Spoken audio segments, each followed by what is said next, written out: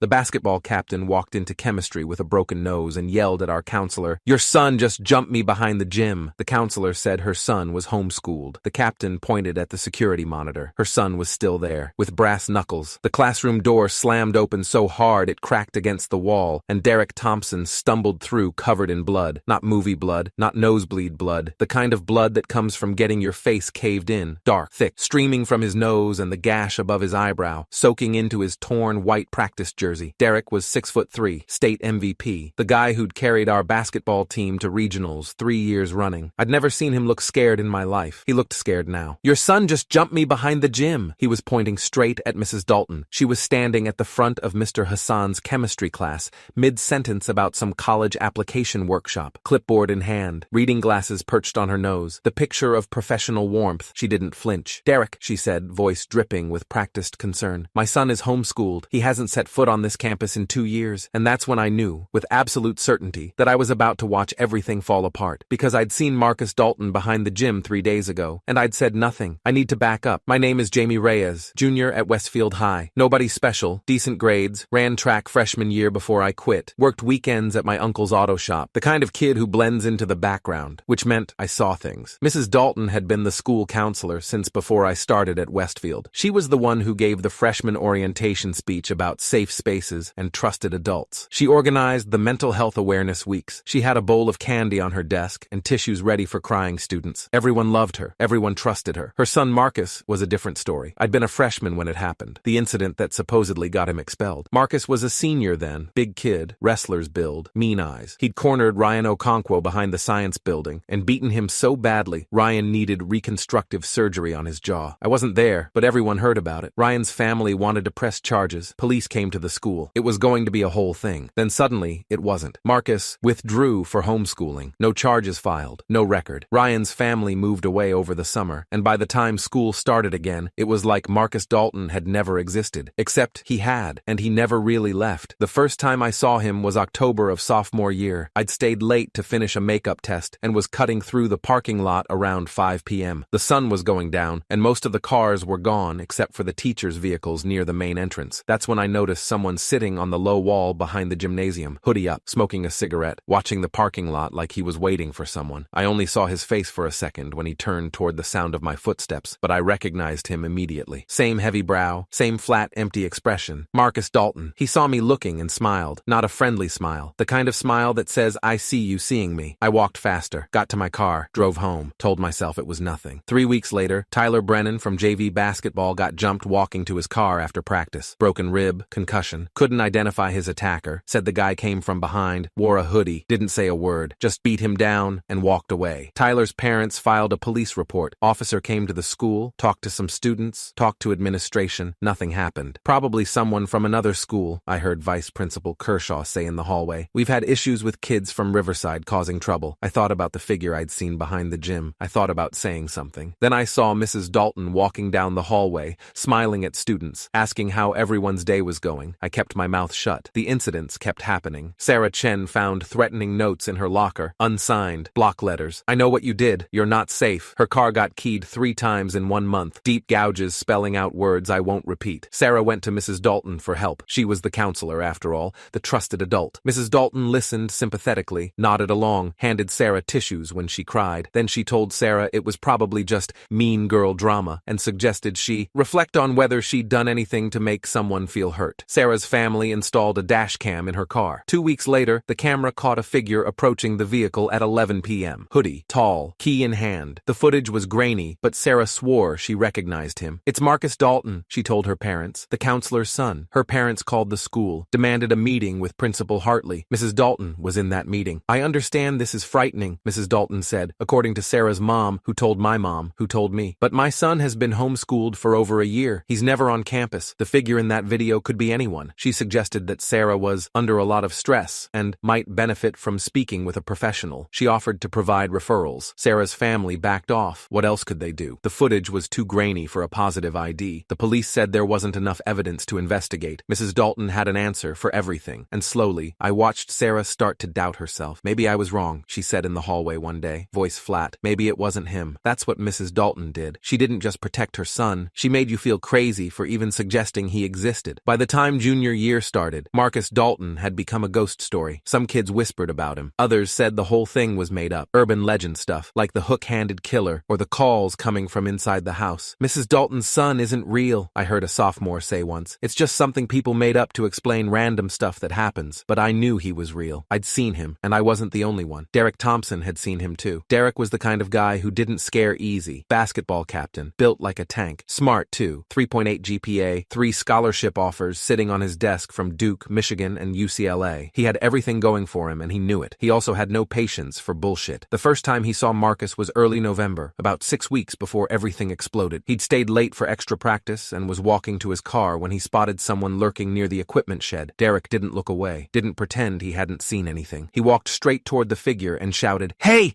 what are you doing here?" The figure took off running. Derek chased him, lost him somewhere near the tennis courts, but he got close enough to see the face. Marcus Dalton. The next morning, Derek went straight to Principal Hartley's office. "There's a guy hanging around campus," he said. "Mrs. Dalton's son, the one who beat up that kid a couple years ago. I saw him behind the equipment shed last night." Principal Hartley listened, took notes, said he'd look into it. An hour later, Derek got called to Mrs. Dalton's office. I know what happened in that meeting because Derek told me about it afterward. We weren't friends exactly, but we had the same lunch period, and he sat down across from me at the table near the window, looking like he'd just seen something that didn't make sense. "She threatened me," he said. "What?" "Mrs. Dalton." He shook his head slowly. "She called me into her office and straight up threatened me." He told me how it went. The soft voice, the concerned expression, the way she tilted her head like she was trying to understand a confused child. "Derek, these accusations are very serious. False reports can have real consequences." She'd let that sink in. "Your college applications are still pending. Scholarship committees look at character references from school officials. I'd hate to see your future ruined over a misunderstanding." She smiled. "I'm sure you just saw someone who looked similar. These things happen. Let's just move past it, okay?" Derek told me his hands were shaking by the end of the meeting. Not from fear, from anger, because he knew exactly what she was doing,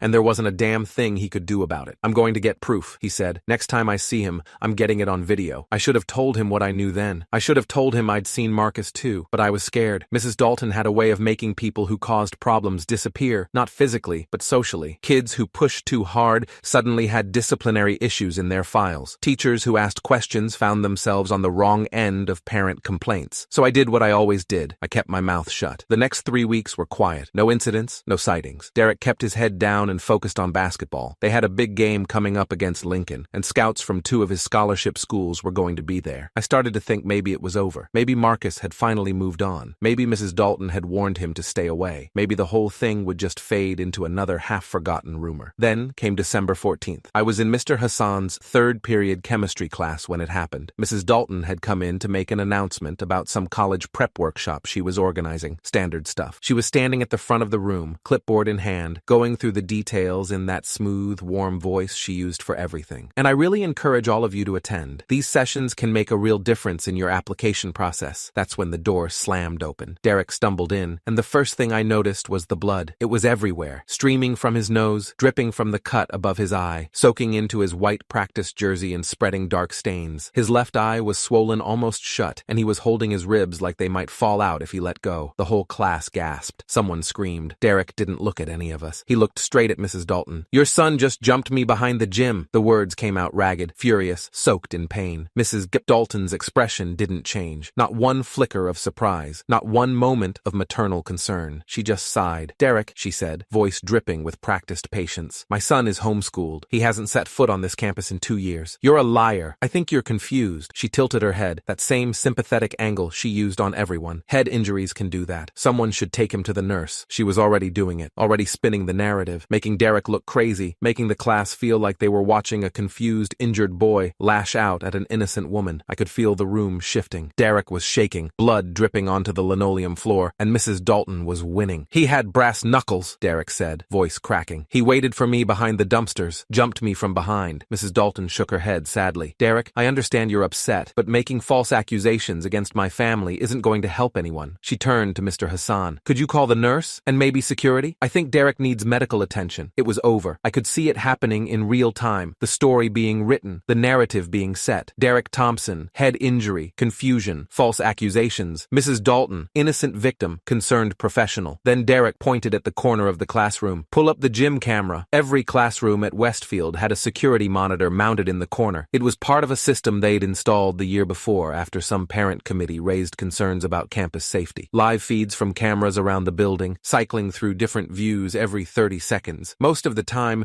nobody paid attention to it. Just another screen showing empty hallways and parking lots. But Derek was pointing at it like it was the only thing in the room that mattered. "Pull up the gym camera," he said again. "Right now." Mrs. Dalton's smile twitched. It was small, just a tiny crack in the mask, but I saw it. "That won't be necessary," she said quickly. "This is a counseling matter. I'll handle it privately. Pull it up." Mr. Hassan looked between Derek and Mrs. Dalton. He was a good teacher, tough but fair, didn't take crap from anyone. He'd been at Westfield for 12 years, and I'd never seen him look as uncomfortable as he did right then. "Mrs. Dalton," he said slowly, "if there's footage that could clarify what happened, there's nothing to clarify. This boy is confused and needs medical attention. Pull it up." Derek's voice had gone flat, cold. He wasn't asking anymore. Mr. Hassan walked to his computer. Mrs. Dalton took a step toward him. "Gary, I really don't think," he clicked. The security monitor in the corner switched to the feed from the camera behind the gymnasium. Time-stamped 10:03 a.m., 19 minutes ago. The image was clear, crisp, high definition, because the new security system was state-of-the-art. And there was Marcus Dalton, same face from the old yearbooks, same heavy brow, same flat expression, standing over Derek Thompson's crumpled body, fists raised, metal glinting on his knuckles. The video played in silence. We watched Marcus throw the first punch, a sucker shot from behind that dropped Derek to his knees. We watched him keep hitting, methodical and unhurried, like he had all the time in the world. We watched Derek try to get up, try to fight back, and get kicked in the ribs for his trouble. We watched Marcus step back, admire his work, and light a cigarette. Then the feed switched to live view, and Marcus was still there, right now, real time, sitting behind the dumpster, smoking that same cigarette. Brass knuckles still on his hand. The classroom went dead silent. 23 students, one teacher, one school counselor. Nobody breathed. Then, slowly, everyone turned to look at Mrs. Dalton. Her face had gone gray, actually gray, like someone had drained the blood out of her. Her hands were shaking, and the clipboard slipped from her fingers, clattering against the floor.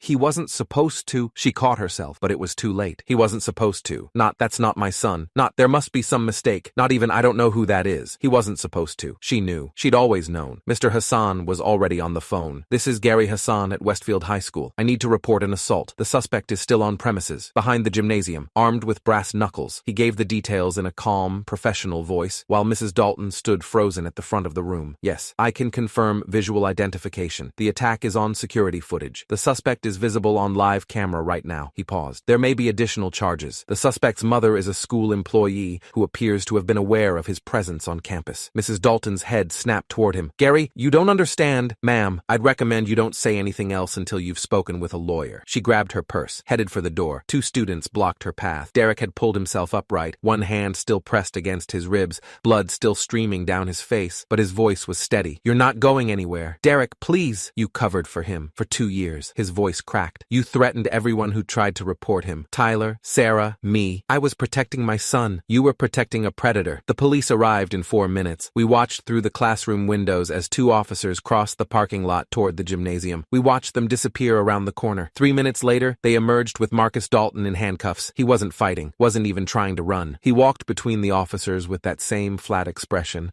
like none of this mattered to him. They put him in the back of a patrol car. Then they came back for his mother. Mrs. Dalton didn't resist when Officer Patricia Vance read her rights. She just stood there, hands behind her back, face blank, while the words washed over her. "You have the right to remain silent. Anything you say can and will be used against you in a court of law." The whole class watched through the windows as they walked her out of the building. 15 years she'd worked at Westfield. 15 years of assemblies and counseling sessions and college application workshops. 15 years of being the trusted adult, the warm smile, the safe space, all of it ending in handcuffs. Walking past the security camera she'd forgotten existed. The aftermath was chaos. Principal Hartley called an emergency assembly. Parents flooded the front office with phone calls. Local news vans appeared in the parking lot by lunch, and the stories started coming out. Tyler Brennan's parents filed a new police report, citing the security footage as evidence that Marcus had been on campus the night Tyler was attacked. Sarah Chen came forward with her dashcam footage, now that someone might actually look at it. 3 other students reported incidents they'd never told anyone about, not because they didn't want to, but because Mrs. Dalton had made them feel crazy for even considering it. And Derek? Derek sat in the nurse's office with an ice pack on his face, broken nose packed with gauze, answering questions from Detective Robert Okonkwo, Ryan Okonkwo's uncle, it turned out. The same kid Marcus had beaten so badly he'd needed reconstructive surgery. The universe has a sense of humor sometimes. Over the next week, the full scope of what Mrs. Dalton had done became clear. She'd filed false statements with the school board, claiming Marcus was enrolled in a certified certified homeschool program. He wasn't. The program didn't exist. She'd forged the documentation herself. She'd intercepted and buried at least 6 formal complaints about suspicious activity on campus, including 2 that specifically mentioned Marcus by name. She'd used her position to access student files and identify which kids might cause problems. The ones with parents who'd push back, the ones with connections to lawyers or journalists. Those kids she left alone. The others, she systematically discredited them. Bad grades suddenly appeared in their records. Disciplinary notes materialized out of nowhere. One girl who'd tried to report Marcus found herself suspended for academic dishonesty 2 days later. It was all in her files. Every manipulation, every cover-up, documented in meticulous detail on her office computer. She kept records of everything, Detective Okonkwo told the press. I've been doing this job for 22 years, and I've never seen anything like it. Marcus Dalton was charged with aggravated assault with a deadly weapon, stalking, and criminal harassment. He was 17, but the prosecutor filed to try him as an adult. Mrs. Dalton faced charges of obstruction of justice, filing false reports, witness intimidation, and official misconduct. Her bail was set at $150,000. She posted it within 24 hours, but she wasn't welcome back at Westfield. The school board met in emergency session and terminated her employment immediately. The teaching license she'd held for 18 years was suspended pending investigation. I heard she tried to go to the grocery store a few days after she posted bail. She made it about 10 minutes before someone recognized her, posted her photo online with a description of what she'd done. She hasn't been seen in public since. Derek's scholarship offers weren't affected. If anything, what happened made him more attractive to recruiters. Courageous student exposes systematic cover-up, made for a better story than basketball captain with good stats. His broken nose healed. His ribs took longer, but by February, he was back on the court, and Westfield won the regional championship in March. I watched from the stands as he held up the trophy,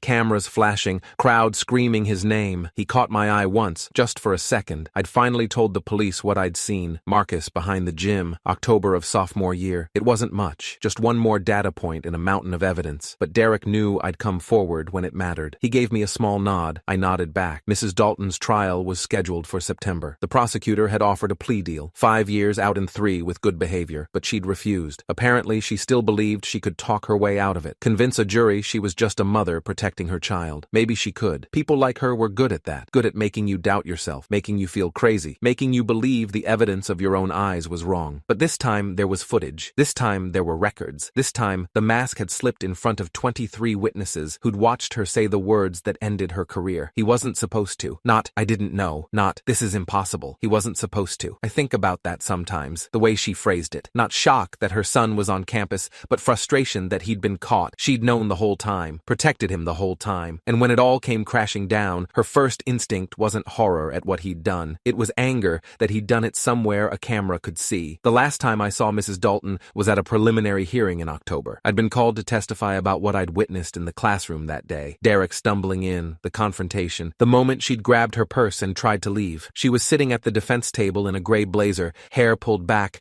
trying to project the same professional warmth she'd used on students for 15 years, but her hands were shaking, and when she looked at me, really looked at me, for just a second, I saw something underneath the mask. Not regret, not shame, fear, the same fear she'd put in Tyler and Sarah and Derek and everyone else who'd tried to tell the truth. I held her gaze until she looked away. They say the system failed, and it did, in a lot of ways. Too many people believed Mrs. Dalton because she had a title and a warm smile. Too many complaints got buried because it was easier to dismiss them than investigate. Too many kids got hurt because the person who was supposed to protect them was the one enabling their attacker. But here's the thing I keep coming back to. Derek didn't give up. Even when she threatened his future. Even when nobody believed him. Even when it would have been so much easier to just walk away, keep his head down, and focus on his scholarships. He came back, bloody and broken and furious, and he pointed at that camera because he knew. Somewhere there was proof. Somewhere the truth was recorded, and he was right. Mrs. Dalton thought she controlled the narrative. She thought she could make reality whatever she wanted it to be. Could erase her son's violence the same way she erased his school records. Could make victims doubt their own experiences. Could smile her way through any accusation, but she couldn't erase the cameras. She couldn't delete the footage. She couldn't make 23 witnesses forget what they'd seen. The truth was always there, recorded, waiting. She just forgot to look up.